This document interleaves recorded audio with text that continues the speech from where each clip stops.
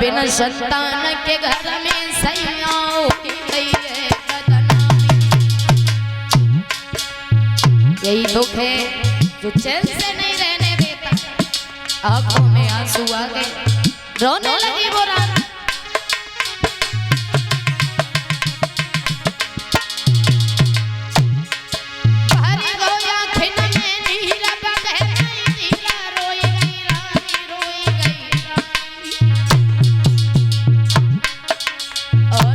संतान के घर में सैया हुई गई है बदनामी। सुनो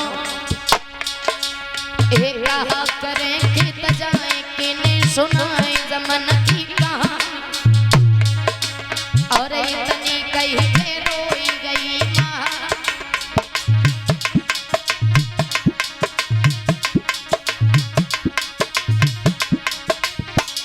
और महाराज इसी की चिंता में सब